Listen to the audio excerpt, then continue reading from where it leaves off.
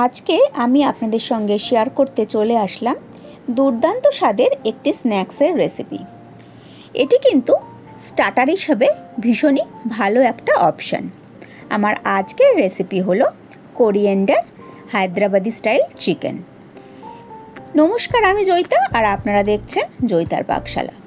আজকে এই coriander chicken বানানোর জন্য এখানে প্রথমেই আমি 200 গ্রাম বোনলেস চিকেন নিয়ে নিয়েছি। চিকেনগুলোকে ছোট ছোট টুকরো করে কেটে নিয়েছি।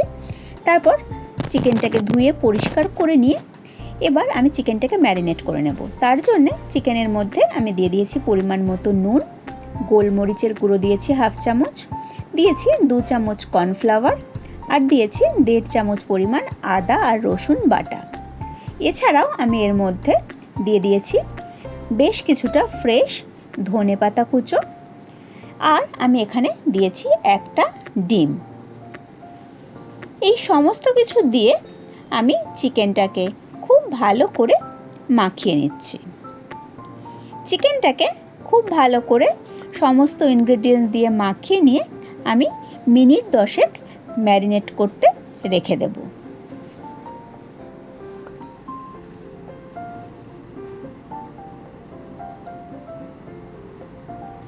যতক্ষণে চিকেনটা ম্যারিনেট হচ্ছে ওদিকে আমি গ্যাসে একটা কড়াই বসিয়ে দিয়েছি।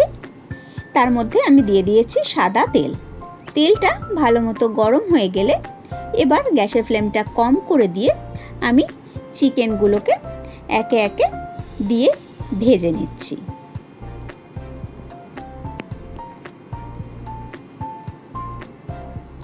চিকেনগুলোকে কিন্তু একদম গোল্ডেন করে ভাজবো না, একটু মোটামুটি কালার ধরলেই কিন্তু আমি চিকেনগুলোকে তুলে নেব।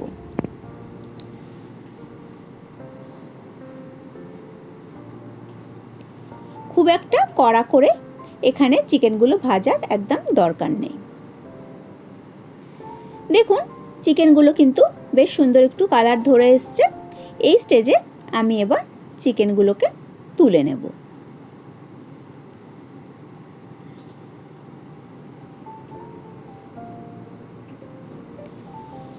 ফার্স্ট ব্যাচের চিকেনগুলো ভাজা হয়ে গেছে। এই চিকেনগুলোকে আমি তেল থেকে তুলে নিয়ে এবার ওই একই রকমভাবে সেকেন্ড ব্যাচের চিকেনগুলো ভেজে নিচ্ছি।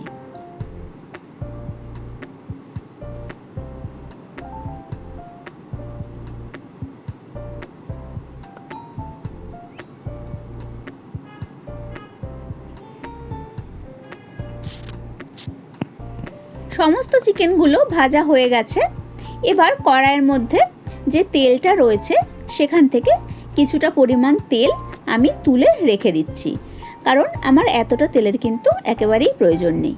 একদম সামান্য তেলে আমি কিন্তু আজকের এই রেসিপিটা বানাচ্ছি। সামান্য একটু তেল রেখে দিয়েছি। এবার ওই তেলের মধ্যেই আমি দিয়ে দিয়েছি বেশ কিছুটা পরিমাণ রসুন কুচি। রসুনটা দিয়ে একটু নাড়াচাড়া করে নিয়েছি। এরপর আমি এর মধ্যে দিয়ে দিয়েছি বেশ কিছুটা পরিমাণ কারি পাতা। রসুন আর কারি পাতাটা দিয়ে 30-40 সেকেন্ড একটু আমি নাড়াচাড়া করে নিয়েছি, আর গ্যাসের ফ্লেমটা কিন্তু আমি লোতেই রেখেছি। রসুনটা একটু কালার ধরলেই আমি এর মধ্যে দিয়ে দিয়েছি একটা বাটারের কিউব।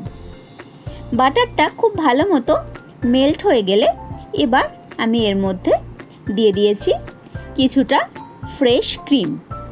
এখানে কিন্তু ক্রিমটা দিতেই হবে। এই রেসিপির মূল ইনগ্রেডিয়েন্টসই কিন্তু ফ্রেশ ক্রিম।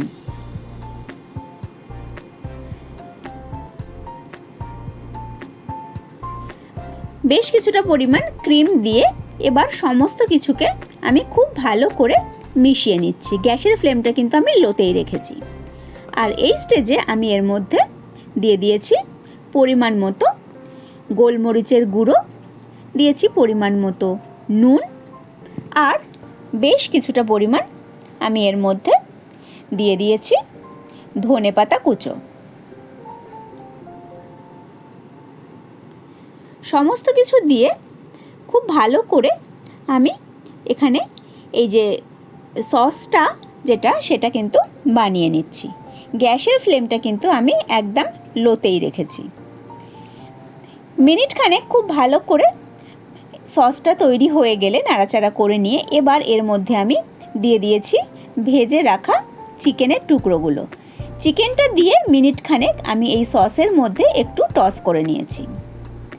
আমাদের কোরিয়ান্ডার চিকেন কিন্তু একদম রেডি। এখানে আপনারা চাইলে সামান্য একটু টমেটো কেচাপের ব্যবহার করতে পারেন, তবে না করলেও কিন্তু টেস্টের কোনো রকম হেরফের হয় না, খেতে কিন্তু ভীষণই ভালো হয়। আমি সসটার মধ্যে চিকেনগুলোকে টস করে দিয়ে তারপর গ্যাসের ফ্লেমটা বন্ধ করে এবার গরম গরম এই কোরিয়ান্ডার চিকেন সার্ভ করে দিয়েছি। আর আমি একদম শেষে দিয়ে দিয়েছি কিছুটা ফ্রেশ ধনেপাতা। তাহলে আমার আজকের এই রেসিপি আপনাদের কেমন লাগলো অবশ্যই কিন্তু কমেন্ট করে জানাবেন। আমি আবার হাজির হয়ে যাব কোনো নতুন রেসিপি নিয়ে নেক্সট এপিসোডে। ভালো থাকবেন, সুস্থ থাকবেন। আর আপনারা দেখছিলেন জয়িতার পাকশালা। ধন্যবাদ।